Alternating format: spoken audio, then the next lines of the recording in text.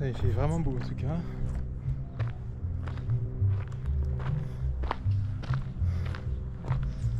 Il fait vraiment beau.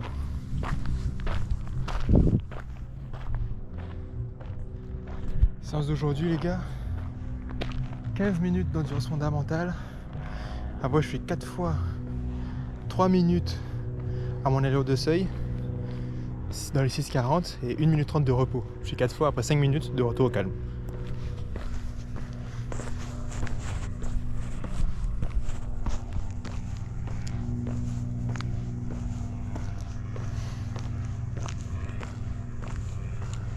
C'est maintenant que je pense. Je me demande même si on m'a entendu. 4 fois 3 minutes à l'allure seuil, 6,30 et 1 minute 30 de repos. Je répète 4 fois. C'est le début de la prépa pour le 10 km. Hop là. Parce qu'on est en début de séance et j'arrive à tenir mon endurance fondamentale à 1 minute 21.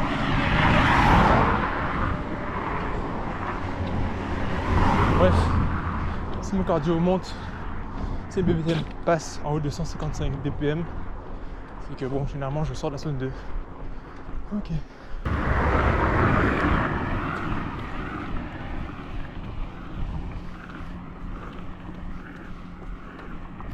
Moi aussi à se détendre en fait pour conserver tes BPM bas.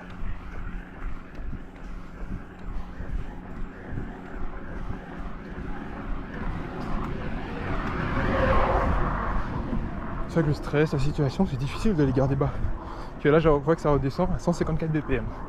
Ok.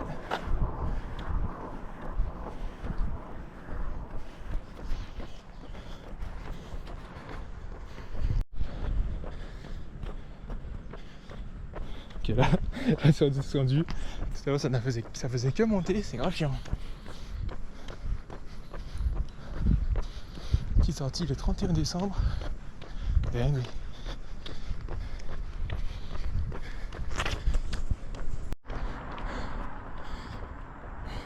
Au début de la séance, on va bientôt commencer le fractionné. Chill, on n'a pas parlé, donc on est en endurance fondamentale. Cool. Je prends mon souffle. Je me suis dit, bon, en endurance fondamentale, on perd pas trop. Hein. À la fin de mes séances, je m'arrête généralement.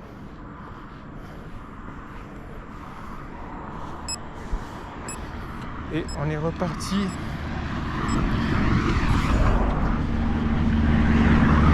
Minutes à 6,40 et 6,52.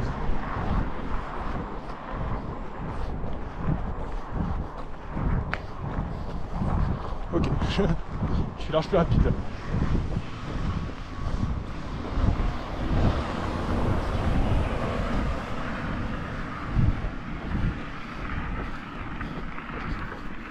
Je suis trop rapide.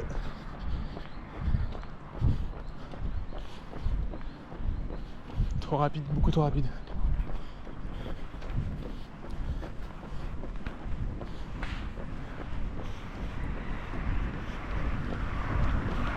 Trop rapide toujours.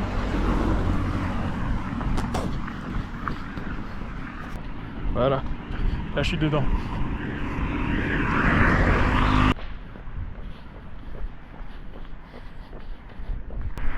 Je vais pas traverser, juste faire le tour. Ok, là on est plus dedans là. C'est ce que j'ai dit.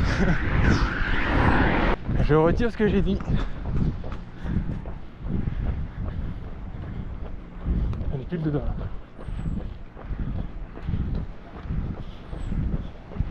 L'allure entre 6,40 et 6,52 elle est difficile à suivre en vrai. Tout en filmant avec la caméra, c'est pas facile. Faut vraiment se réhabituer. Je courais dans les 7 pour le semi-marathon. Ok. C'est pas mal de voitures, ça va être difficile hein. Putain. En tout cas cette fois j'ai mieux réussi à mémoriser l'allure. Pour la tenir. Il y aura du bruit les gars. Les gens, les filles aussi. Là, j'ai mieux réussi à mémoriser l'allure. C'était plus sympa. Je vais essayer ça.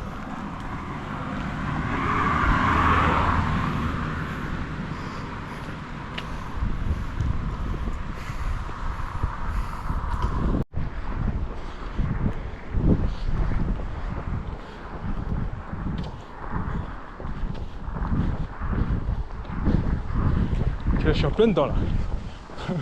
Faut que je tienne maintenant.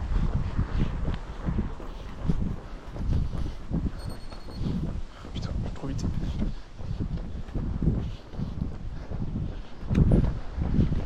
Je viens de finir les derniers 3 minutes là. C'est chaud, mais c'est une belle allure en tout cas. C'est difficile, j'ai eu du mal à tenir. Allez, à 20-50. La difficulté c'était pas en termes de... Parce que c'était rapide, hein. C'était vraiment...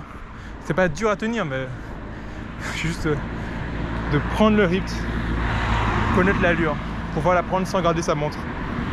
Ça c'est plutôt difficile. Bon, c'est terminé les gars. Je rentre chez moi.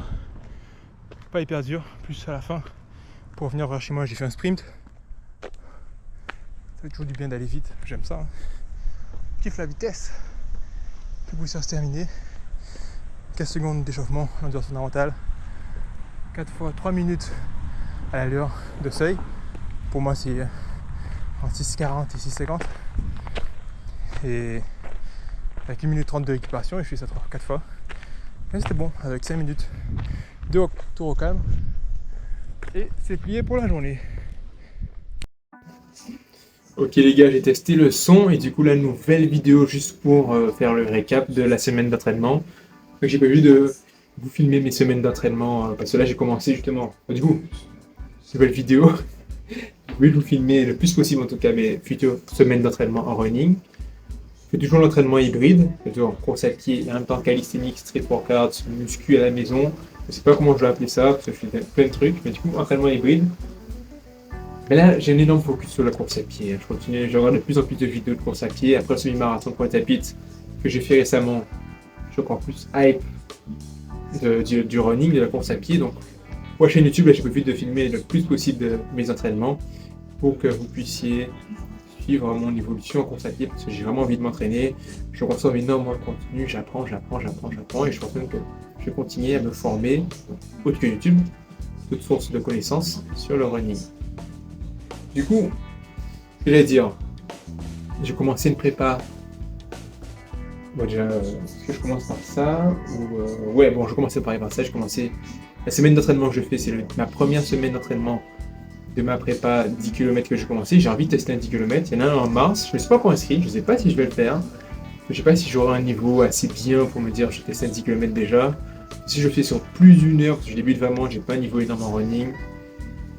Non, j'ai envie de faire un 10 km et descendre sous les 50 minutes quoi. Donc si je peux faire plus d'une heure, ça me saoulait. Mais je vais aller au bout de la prépa. J'ai commencé la prépa avec Campus Coach. Et donc il y a déjà une semaine, c'est eux qui ont fait le plan du coup. J'ai prévu de filmer ça et voilà. C'était du coup sa première semaine d'entraînement, 10 km. J'avais sur l'application, j'ai 3 séances. 3 séances, donc un fractionné et une sortie longue, mais je fais plus que 3 séances. J'ai rajouté une quatrième sortie d'endurance fondamentale. Voilà. J'ai prévu, j'en parlais tout à l'heure, mais j'ai prévu d'augmenter mon volume hebdomadaire sur la semaine. Du coup, ouais, j'ai envie de tester mon niveau sur 10 km. J'espère que ça sera bien. Si je sens que c'est bien, que ça va passer, je pourrais le faire au moins d'une heure. Là, je vais m'inscrire à la course, sinon on verra. Mais j'ai vraiment envie de tester mon niveau sur 10 km, d'augmenter mes vitesses. Au plus rapide, pour le semi-marathon, je pourrais dans les 7,20. C'est l'allure que j'ai préparée pour, si je dis pas de bêtises, 7,20 ou entre 7 minutes 20 et 7 minutes 30 pour le dernier semi-marathon que j'ai fait. C'est le plus rapide que j'ai fait. Là, sur ma séance de fractionné, je suis couru entre 6,40 et 6,52. Donc là, je suis plus rapide et j'aime beaucoup. Je pense que tous les gens qui font la course à pied kiffent ça. Le fait de courir plus vite, d'aller plus vite. Du coup, ouais. La séance fractionnée que j'ai fait récemment, je vais en parler après aussi. On court plus vite sur la prépa 10 km, c'est normal. C'est une distance plus intensive qu'un marathon, donc c'est normal. Parce que si vous faites de la course à pied, vous le savez, et du coup, c'est. Ouais, du coup, je commence une prépa 10 km. J'espère que je vais kiffer. J'espère que je vais m'améliorer. J'ai envie de courir plus vite. J'ai vraiment envie de m'améliorer en vitesse.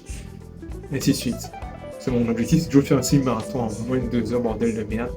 Il faut que j'aille courir un semi-marathon en 5,40 quoi. Pour faire un semi-marathon 22 km en moins de 2 heures, je dois courir 5 minutes 40 les km. Je suis loin. Pour le 10 km, je cours dans les 6 minutes les kilomètres. Et après le 10 km, je vais essayer de continuer. Après la prépa 10 km, je vais essayer de continuer pour m'améliorer, améliorer ma vitesse, améliorer mes allures, améliorer mon endurance.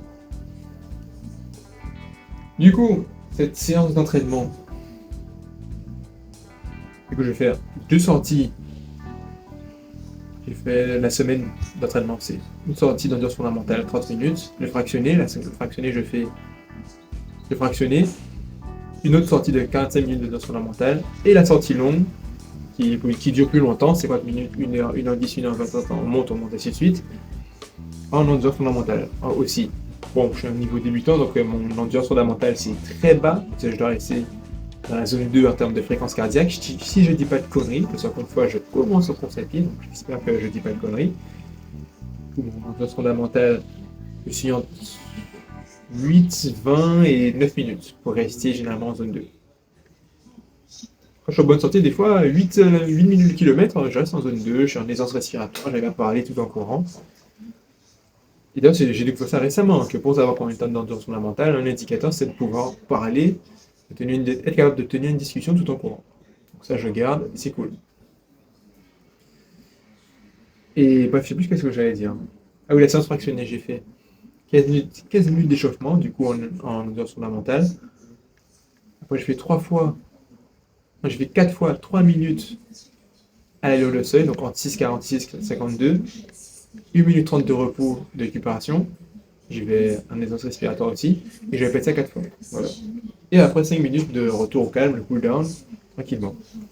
La séance n'était pas du tout difficile. Hein. J'ai déjà couru plus vite que ça. On a tous déjà couru plus rapidement que ça, mais la difficulté n'était pas dans la vitesse à tenir, c'était vraiment à trouver l'allure, apprendre à son corps en fait à trouver l'allure, connaître l'allure, sans garder la montre bêtement. J'allais trop vite, du coup j'allais trop vite, je me dis bon je ralentis, mais j'allais trop lentement. C'est difficile pour moi en tout cas de tenir les allures comme ça, juste au sens. En plus je suis grand, je suis 1m88. Pour mes jambes, ça fait juste être chiant. Moi j'ai envie de courir. Avec les jambes que j'ai envie de courir. Au marathon, j'ai vu ça. Hein. Je suis à 7 minutes de kilomètre avec mes jambes. J'avais tracé moi, mais je suis pas au niveau. Ça fait chier. C'est pour ça que je veux m'améliorer. Du coup, la séance n'était pas difficile, mais ça prend un petit temps pour que je m'habitue, que je connaisse l'allure. C'est tout ça. L'adaptation, pas tant physique, mais plus dans la tête. Voilà. Et ouais, sinon c'était chill et. À l'heure où je passe la vidéo, il me manque la sortie longue. Je n'ai pas encore fait, mais très tranquille. Un autre truc aussi, c'est que j'ai vu qu'apparemment, moi vu que je cours vu que à la base, j'avais que 3 séances de course à pied dans la semaine, et que mon endurance fondamentale est, on va dire, dans les 8 minutes, donc très légère, je ne fais pas du tout beaucoup de kilomètres dans la semaine. Je fais 12 km, 14 km, ouais, 10 trucs. Hein. Et du coup, c'est loin, loin, loin des meilleurs coureurs pour vraiment avoir un bon niveau en course à pied. Mais c'est pas comme mon endurance va s'améliorer avec le temps. Et surtout, je dois faire en sorte d'augmenter progressivement mes séances. Bon, vu que je suis à l'entraînement hybride et qu'en plus je suis étudiant, c'est compliqué de trouver du temps pour s'entraîner, on va dire, mais j'ai prévu d'augmenter. Du coup, le mardi matin, je vais faire 30 minutes d'endurance fondamentale. Le mercredi, ça dépend, vu que mon planning change, ça peut changer. Il y aura des jours où j'aurai le temps d'aller courir le matin. Et mercredi après-midi, je fais toujours mon fractionné généralement. Du coup, le mardi matin, je cours aussi. Du coup, mardi matin, 30 minutes d'endurance fondamentale. Mercredi, je fais l'endurance fondamentale le matin aussi, pardon. Le mercredi après-midi, je refais une séance, je vais doubler et faire la fractionnée. Et toujours le samedi matin et le vendredi matin, ça fera 5 séances. Et il y a des semaines où le jeudi, vendredi matin, je pourrais aussi aller courir. Et là, ça va vraiment faire que je vais augmenter mon volume progressivement. Je ne vais pas le faire en une fois, bien sûr, parce que sinon, je vais juste m'éclater les jambes. Je suis pas con. Mais c'est l'objectif. Et voilà. C'est juste le retour sur la séance. C'est la première semaine d'entraînement. Mais à côté de ces séances de course à pied, j'ai aussi mes séances de street workout, on va dire, à la maison. Je pense que je vais filmer ça aussi, histoire de vous montrer une séance complète hybride que je fais. Enfin, hybride, c'est le nom à la mode, je pense sur internet, mais on s'en fout quoi.